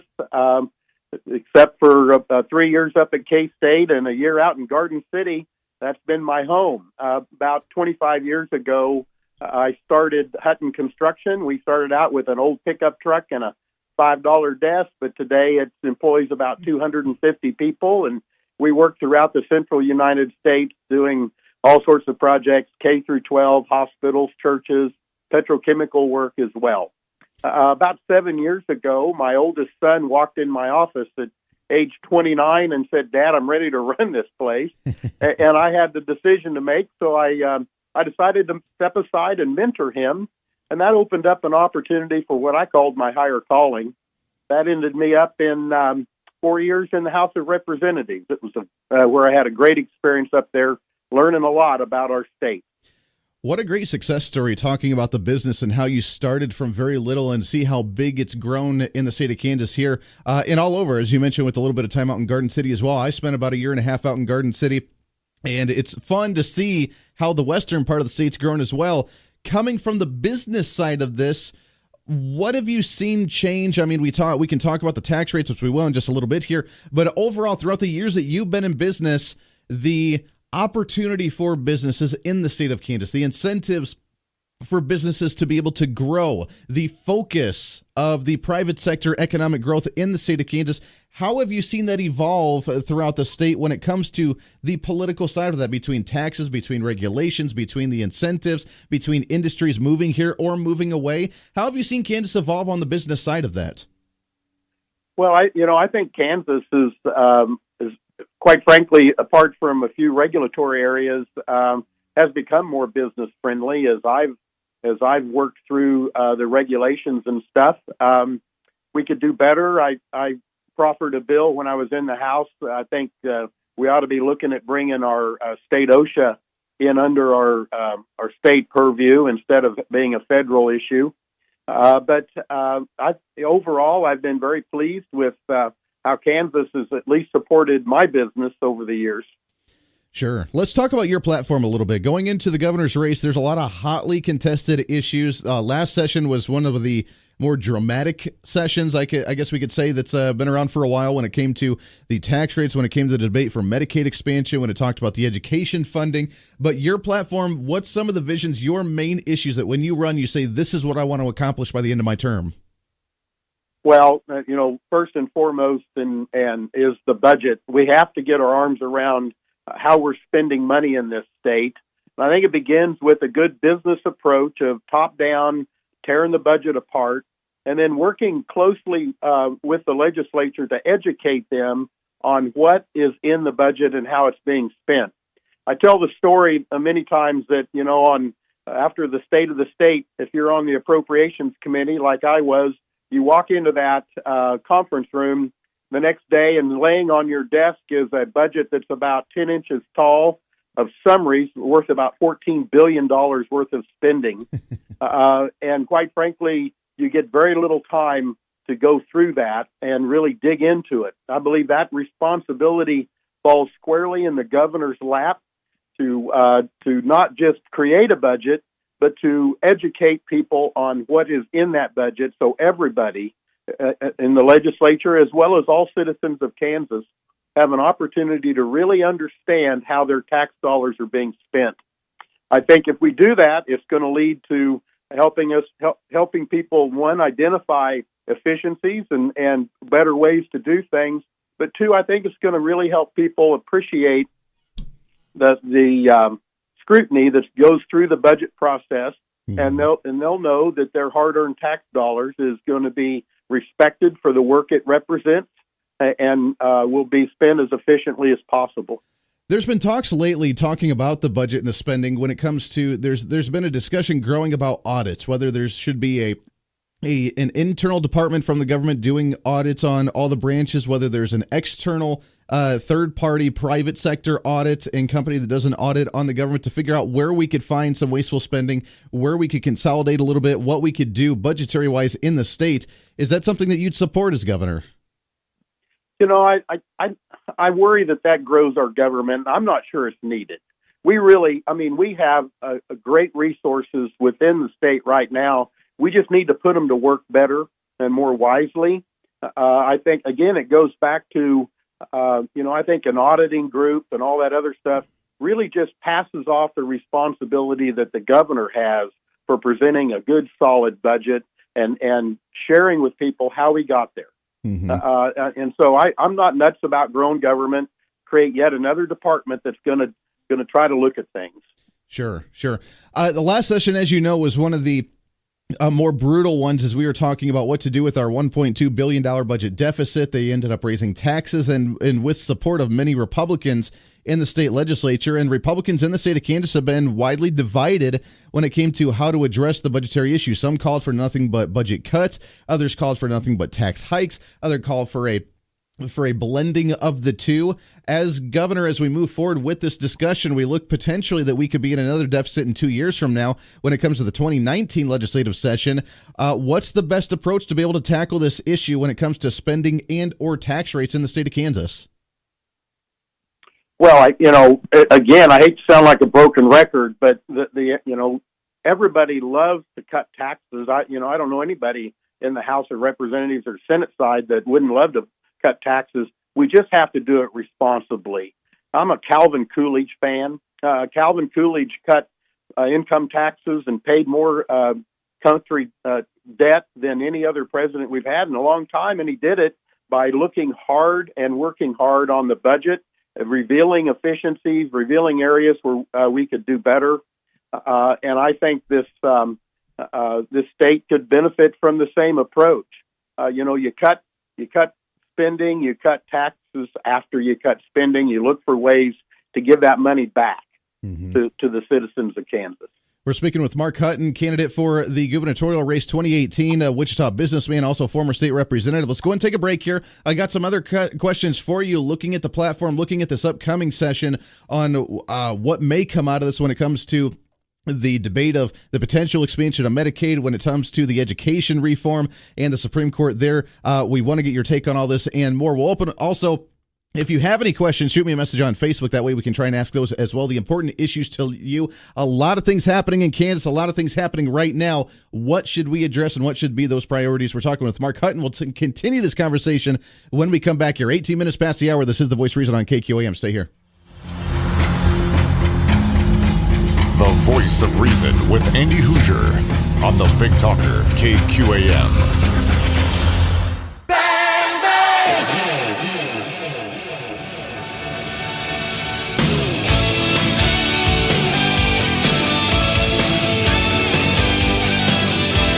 Welcome back into the Voice of Reason right here on the Big Talker KQAM. Appreciate you hanging out with us today. 721-8255-721-TALK. On the phone with us here for another few minutes, Mark Hutton, Wichita businessman, former state representative, candidate for the Republicans for the governor's race 2018. And Mark, I appreciate you again coming on the show. We love being able to talk to you here.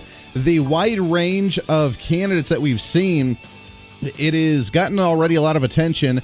We're going into potentially the first Republican debate in February, and then it's going to get really interesting, but getting up potentially on stage with, 8-10 other candidates. Are you excited about that? How's the campaign looking going into the first of the year and kicking it off heavy for the year of the election? Well, I'm definitely excited. We've been out talking about the issues from day one. We've had a lot of comments that at times we're the only ones willing to tackle those tough issues. I'm excited to get on a stage and share my views with the state of Kansas, the Republican Party, and all around, we're feeling really good about our campaign. I love it. Well, it's going to be, as I mentioned, I'm excited because I'm just a political guru like that. I'm excited. I'm really anticipating to see what's going to happen. We are in one of the greatest states in the nation, and it's so cool to be here and watch how we've evolved and we've secured traditionalism, conservatism, and just the way of life here in the state of Kansas. So I'm really excited about that. Talking about one of the biggest issues that we've seen that we harp on all the time on the show that we've had experts talking about. We've seen the budgetary issues when it comes to spending. The Supreme Court coming down with their decision just a few month or so ago that we need additional funding for the public education system, that we need to change the formula, that we need potentially another $600 million that we do not have the money for. Your take on this, how do we go about, do we fight the Supreme Court? Do we find the funding? Do we change the formula? How do we get out of this ongoing legalities that the Supreme Court always ends up throwing us in? Well, yeah, I mean, look, there's all sorts of options getting thrown around out there. Unfortunately, I think the solid solutions are long-term. And that's, first and foremost, I'd like to see a little more connection to the local effort of raising taxes tied to the school boards. I think we need to parse out all of the social programs that have been laid on our public schools over the years and bring those back to local effort issues such as security at schools, the daycare for kids of students, and a lot of things that go into getting kids to school ready to learn, but not necessarily contributing to their education. I'm not saying that they're not needed. I'm saying that they're all unique to all the different districts, and we need to be looking at districts separately as it relates to those local issues. And let's grind this back to the core issue of what's it take to educate our children, and that's the state's responsibility. Mm-hmm. The happy balance between the administrative side of education and the teachers and the number of students. We saw last year some of the districts that increased a lot in spending were ones that increased in the administrative side where we actually saw a decrease in a lot of the enrollment of students. Is that one of the sides that we need to address when it comes to the administrators versus the teachers and the size of the classroom? Absolutely. When I say that I want to tear the budget apart layer by layer, I include K through 12 in that as well. I think the public of Kansas needs to, deserves the right to see just how those dollars are being spent. Again, it's not from a judgment standpoint, it's from a transparency issue. Mm-hmm. I think the more people are aware of how their tax dollars are being spent, the better it's going to help them form their opinions of whether that's been an efficient use of their money or not. Sure. This upcoming session, we've heard a little bit of a different take on different legislators that we've talked to. Some say it's going to be a quick in and out. It's a midterm election. They don't want to really put their name on the record for a lot of things that could cost them the election. Others say it's going to be a little bit of a brutal battle, especially with education. But your goals, if we walk away from the session at the end of it in February, March, if they try and wrap it up pretty quickly, if they do it extended, at the end of this, for you to say, we did a good job, we were productive, we actually made the legislative session happen productively, what would you like to see come out of this session in 2018? Well, I certainly do no harm is always the best scenario. I spent a lot of my time in my 4 years in the House really stopping what I thought was bad legislation, not promoting more laws and statutes. I think we've got plenty of those. So first and foremost, do no harm. I'd like to see the legislature begin some semblance of pulling education and the state closer together in discussions about what is best for our students and get away from this lawsuit talk of across the table. Let's join together and let's start figuring out what are good metrics. Mm-hmm. How are we going to correlate the dollars we spend on our children's education with the outcomes? Because I don't think our schools have done a good job of measuring themselves, and what you don't measure, you don't improve. Sure. So I'd really like to see some movement towards a good setting, a good solid metrics. I'd like to see the state school board step up and be a little more of an advocate for the citizens of Kansas as it relates to those metrics and how dollars are being spent. Absolutely. Mark Hutton, we got about a minute left here before we got to let you go. It goes by way too quick. We definitely need to get you back on the program again here before the debate to talk about some more of these ideas. But if people want to contribute, if people want to help out, if people want to work with you on your campaign, how can they get a hold of you and your campaign for governor? Well, we've got a website, HuttonForGovernor.com. It's got a big red donate button on it that we'd love to have any help there. But more importantly, we just want to hear from people and have them share what's on their minds and what they're concerned about. I tell people all the time that I built Hutton Construction because I hired good people and got out of their way. I believe that the solutions to our problems in Kansas lie in the people of Kansas, and we need to listen a lot more than we do now, and move forward with good policy, not politics. Sure. There he is, Mark Hutton, Wichita businessman, former state representative, running for governor in 2018. Good luck to you, my friend. We'll definitely get you back on the show again here real soon, and we'll look forward to chatting with you again. Appreciate you coming on the show today. Thank you. I'll look forward to it. Hey, very good. Appreciate you coming on there. That's Mark Hutton there. When we come back, we'll open up lines to you. Get your thoughts on this. It's going to be a hotly contested race. It's going to be our entertainment of 2018. How do we move forward having the right person represent us? That is our decision to make here. This is the Voice of Reason. Haven't let your light shine down. Haven't let your light shine down.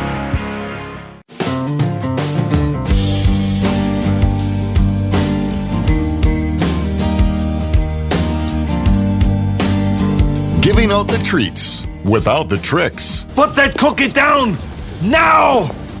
This is the Voice of Reason with Andy Hoosier.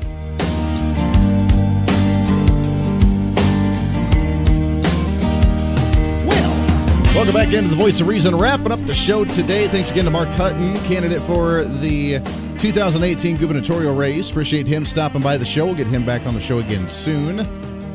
We have, I believe, we got a few more lined up as of right now. We're still confirming a few, and I have not reached out to all of them yet. We will be, and getting all of them on in the next month or so. Wink Hartman will be joining us on Thursday.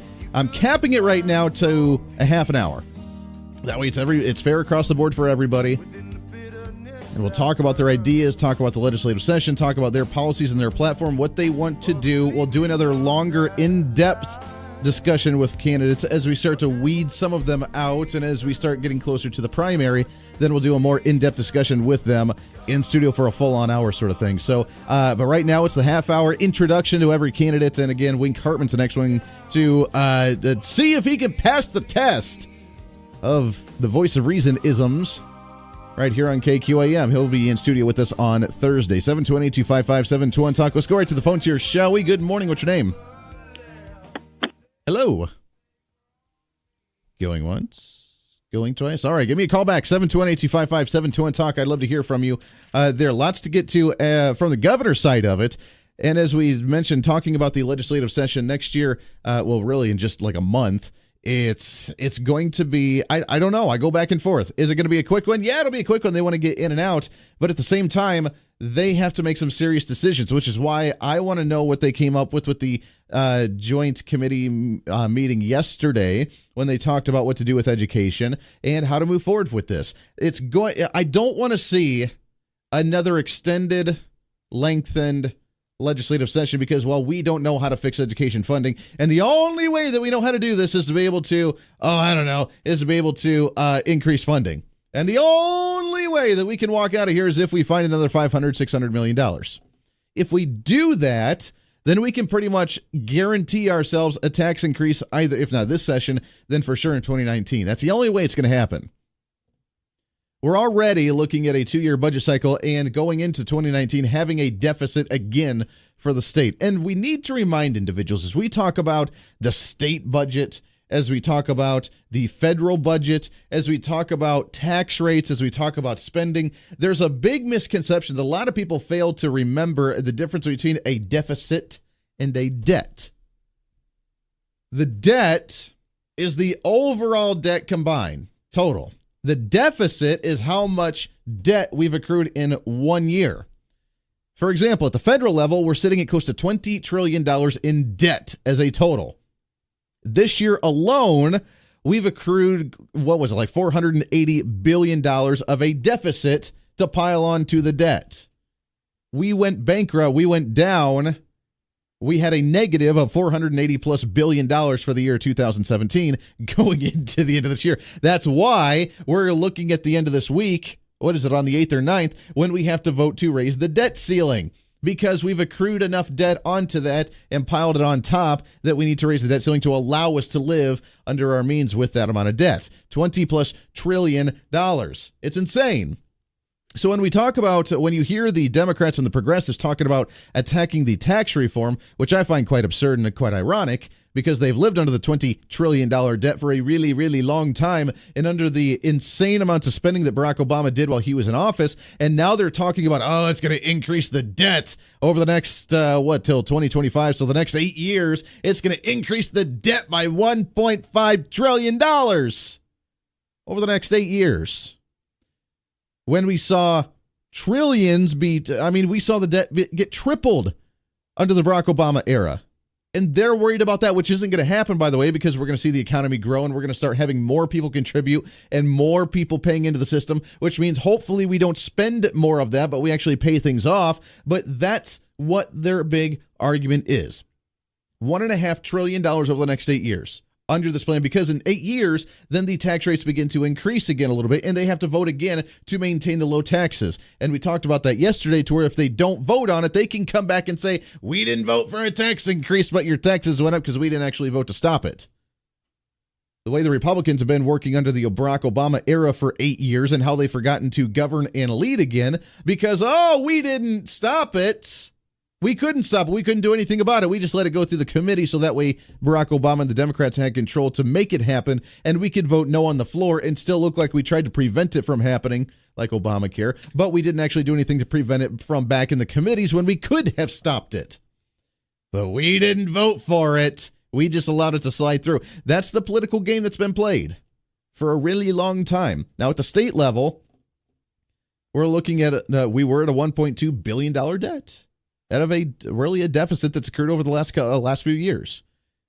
And that tax increase that we did, the retroactive one in July, that said that now we're going to owe for the first 6 months of 2017 at that same tax rate. So you're going to owe when you file your taxes in April. And then another tax increase we're going to see January 1 coming up in just a few weeks here. That is all not to pay for future spending, which they did increase by $400 million, but it's to pay off the old debt. So we paid off the old debt that we couldn't pay for at that time, and then they also increased spending by $400 million, plus the argument now of $600 million for education, and then they say, we're going to be in a shortfall again. What are we going to do? Well, I wonder what we're going to do. We're going to have to vote for tax increases a second or a third time. It is totally absurd. It is absurd, but that's what they want to do. Let's go to the phones again, shall we? 721-8255, 721-TALK. Good morning. What's your name? Hi, Andy. It's Pam. Well, good morning, Pam. How are you today? Well, I hate to sound like a broken record, but I just got our property tax greetings from the state of Kansas. Okay. And there is a 57% increase on all the stuff that goes to schools on my property taxes. 57% increase or 57% of your property tax going towards education? Of our property tax. Nice. Well, that's an increase in just the school section of it. Mm-hmm. Because they break it down. Yeah, they break it up. This portion goes here, this portion goes here, and that education portion increased by 57%. Yes, and that was the only thing that went up. Sure. Oh, absolutely. Well, I mean, we really need to spend more money on education, and especially since you own a home, then you are the rich and elite, and you really have to pay your fair share, so you should feel good about taking care of the children. Well, yeah. When I see the product, it makes me insane. I mean, when I see kids that cannot legibly write, couldn't spell if their life depended on it, can't read for diddly squat. The fact that we're 7% prepared for graduation. Let me ask you this. If this was the private side, and let's say you had $10,000 to invest in a business, and someone, it's kind of like the Shark Tank, and people come to you asking for you to invest in their business or whatever, and they come to you and they say, we want you to invest all $10,000 of your money, and we're going to give you a 7% success rate, and all the kids are not going to be able to pass tests, and they're going to have a really hard time being able to get into college, and we're going to not allow any kind of opportunity for competition in the market, but we really think it's going to be a great product, and then each year you need to increase it by 10% year over year over year. Can you please would you invest in something like that with your private money? I would laugh in their face. I don't know if I'd give them the time of my day to laugh in their face before I turned away. Just say, what are you doing? Get out of here. What is this? Yeah. Yes. And that's what we're at right now. But except for they're not asking you to say, can you please invest in this? They're saying, well, we need to invest in it, so we're just going to do it. Well, and we're not going to even consider not spending as much. Mm-hmm. That's what, if you're not even willing to spend, my husband and I have been seriously looking at the map to see he's going to retire in a year. We can't afford to stay here. Sure. If this is the kind of property taxes, we're going to have to, we were all, oh, this is great. We've got everything paid off before he retires. Well, not when you're looking at these kind of property tax bills. You never pay anything off here. Absolutely. You always owe. And you continue to pay. I'm sorry, is that not communistic where the state actually owns portions of your property by holding it hostage like this? Sure, and the better that you invest in it and you take care of your home and you expand your home and you invest in your property and you raise the value of it, then, oh, hey, that's great, but we're just now going to have to pay you more in our property tax every year because we did our diligence of making our house a better place for our community, so you just have to take more of it away because, of course, we're the rich and elite and need to pay our fair share. Sure. So that's... And then you mentioned the debt ceiling. Yes. Doesn't a ceiling imply some kind of a lid? Well, of course, you would think. You would think. I laugh every time I hear them talk about the debt ceiling. I thought, but you raise it. Oh, come on. We shatter glass ceilings all the time on this country. That's just what we do. So why not just shatter the debt ceiling? And it's just a glass ceiling. It'll be fine. And we're just gonna increase and inflate the balloons enough to be able to explode everything. That's just what we like to do. Good grief. I love it. Pam, I appreciate the call, my friend. Always a pleasure. 721-825. You're right. I mean, it's tough. How can you live? That's the enjoyment, right? We're trying to plan for a retirement. We're trying to set ourselves up for success. We try and actually have enough money in the bank to live, and then I got to move away because I can't live in the house that I built in, that I improved, that I created, that I expanded, that I invested in. I can't do it because... well, the property tax is going to be too much, and they're taking it away because I need to pay my fair share for a failed education system. And not even to ask you about it, just, yeah, we need to take it. We need more of your money. Let's go back to the phones again, shall we? Good morning. What's your name? This is Jack. Jack, how are you, my friend?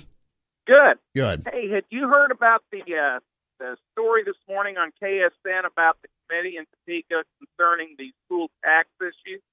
They had the meeting yesterday. I haven't heard kind of a response on what they came to as a conclusion, but I did know they had the meeting. I have not seen the story yet on KSN. What's it look like? Okay, well, they interviewed one of the members of this committee, and what he said made me yell at the TV.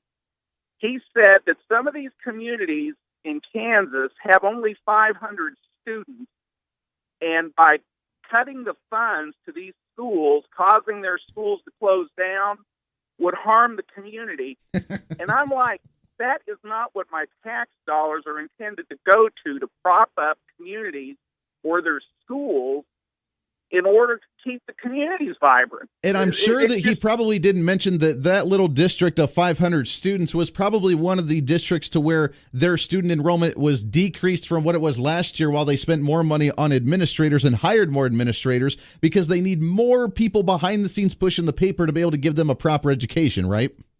No, I was incredulous. This is insane. Kids are graduating doing an 8th grade level reading and math, and they're talking about propping up communities instead of trying to consolidate districts. Sure. To save money? Of course not. That's not their priority. They've never had the proper priority here. They've never looked at it in the sense of we need to make it efficient like a business, and we need to weed out the fat, and we need to focus the money. I mean, we're not talking about gutting the education system here. We're not saying it's not like the No Child Left Behind. Oh, you're going to do bad on your test scores. We're going to get rid of your money, so it's harder for you to get the resources in the classroom you need. It's saying let's invest in the classroom, in the teachers in the actual classroom rather than the administrators in the background. But to them, that's saying we're not investing in the community, because now they see it as, it's funny, they actually see it as job growth. We're hiring so many people, and it's such a huge employment for the community that if we cut these administrative roles, then people wouldn't have jobs, and then we'll see unemployment, and then we'll see poverty, and then we'll see people on social programs. So we need to hype up and inflate the administrative side because we're hiring individuals. It's more of a job growth as opposed to an educational class. Yeah. It's unbelievable. I appreciate the call, Jack. I did not see that. I'll look it up. I don't see it on KSN's front page there on the website, so I'll keep looking for that story. But it's no surprise. It's really no surprise with their response. We can't be. How dare you even talk about cutting funding? This is insane. You're going to kill all these tiny little districts with 500 students. When it's the actual bigger, by the way, the bigger districts that are actually talking about the legislation, that are ones that are the special interests, that are sinking millions of dollars into the litigation. Wichita School District, the largest one in the state, pays $2.5 million a year.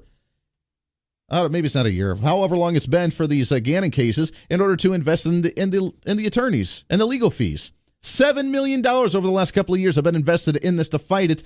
That's taken away, by the way, from the classroom in order to focus it on litigation to get more money, because we just don't have enough. Record number of cash reserves, record number of spending, record number going into education. It's just not enough. And if we don't get exactly what we need, these kids, they're going to be suffering, and we're just not going to have enough money in the classroom. 721-825-5721 Talk. Let's take another phone call, shall we? Good morning. What's your name? Hey, Andy, Sean here. What's going on, Sean? Cold weather right now. It's a little cold today. 30 degrees, a little bit different from the 60 I walked out to yesterday morning. Yeah, I have to have my truck running so I can stay warm while I drink my Joe. There you go, drinking your coffee this morning. Well, what's on your mind? Hey, I was wondering in Kansas, because I don't remember. Perhaps maybe you could remind me. Can you deduct your federal income taxes from your or how does that work? How do they do it in California? Deduct your federal income tax from state taxes or something like that? Yeah, a few states have little programs like that. I don't think that Kansas is one of those where you can do that. Now you can and they've talked about, your donations to the education department or donating to churches. You can obviously write that kind of stuff off and deduct it from your taxes. Yeah. But I don't know if Kansas is one of those to where you can actually write off your state taxes on your federal or your federal taxes for your state. I don't think you can do that in Kansas. Yeah, probably not, because if you could, you wouldn't have. See, that I guess that deduction's being eliminated. Well, in a lot of places it is, and we don't need it. If we would just lower the tax rate in the first place, we wouldn't have to try and find all these deductions. And that's, again, when the Republicans started talking about the simplifying the tax code, giving tax cuts, and doing this big tax reform. It was supposed to make the tax system simple so that way we wouldn't have to do deductions. That it would just be flat across the board. It'd be very simple. It'd be easier. We could cut away the tax code a little bit. The IRS wouldn't have as big of a tax law code that they'd have to abide by. That all we'd have to do is just file it, be done, and then it would be a lower rate and get rid of all the loopholes in the deductions. And that doesn't seem to be the case. I mean, we're still cutting taxes, which is nice, which is why I support this bill that they did. But at the same time, we're not really simplifying it. We're increasing deductions here. We're increasing deductions there. We're allowing more things to be deducted instead of just cutting it, getting rid of the deductions, making the rate lower, and simplifying the whole thing. Well, I feel you. It's not a perfect bill, but it's better than... Well, it's better than what we have for sure. Exactly. I mean, we're moving in the right direction. And again, this is not the end of the discussion. We can still continue on later, but we need to start somewhere. So I guess this is a good start to some degree. Yeah. Well, I understand how that lady feels that called you a couple of callers ago about the property taxes. Sure. This is the thing about, local politics. Mm-hmm.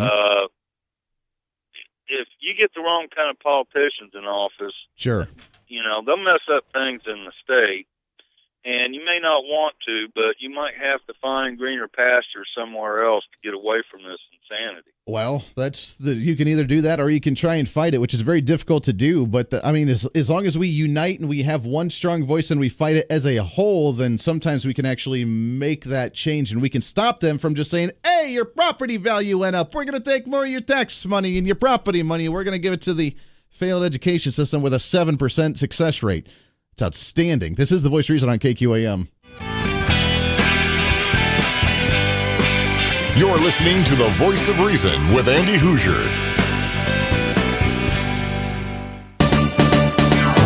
Don't want a lot for Christmas. There is just one thing I need. Don't care about the presents. Christmas time. All right. Welcome back into The Voice of Reason. Wrapping up the show today. 721-8255-721-TALK. I don't want to leave you on a negative note with the frustration of property taxes and the education funding. That is a huge issue, but we're winning. The entire theme today has been we can go out this year very proud, very happy. The Supreme Court upheld President Trump's immigration and travel ban, which isn't even a ban. It's just a 90-day vetting process for individuals coming from certain countries because we're concerned about our national security. I know it's a wild thing for the president to be concerned about, but he is. We're going to sign a tax reform. Is it perfect? No, it's not perfect. It's going to be an ongoing process, but we can make it better. We nominated a Supreme Court justice to allow some of these things to actually happen. We got rid of the individual mandate for Obamacare if we end up signing this tax reform bill before the end of the year, which they plan on doing. In the state, we took some hits when it came to the tax increases, but we're aware of it now. The momentum is growing. The knowledge is growing. We're not just listening to what the mainstream media is telling us every day, that we've cut funding on education, that we've cut funding here, that we're consolidating here, that we're going to go bankrupt over here, that we're going to have to shut down these departments and nobody's going to get any services from the government. We're alert now. We're awake. We realize that stuff is a bunch of malarkey. It's a bunch of shenanigans. It's not true, and we are going to win. Going into the next year of 2018, it is going to be our year, baby. It is going to be our year to be able to advance common sense, reason, conservatism, whatever you want to call it. We're in a good position right now. Hang tight. We're in a really good position. And some of the stuff that they don't know that's coming to them come next year, we're going to have some fun presenting them some nice little packages and nice little information and some nice little forceful threats of, well, you don't vote the way we like, then you're not going to be in office next time after the elections. This is your show. It's time to speak up, speak out, speak loud, speak proud, speak the truth, and always speak some reason. This is The Voice of Reason on KQAM. Have a great day, everybody.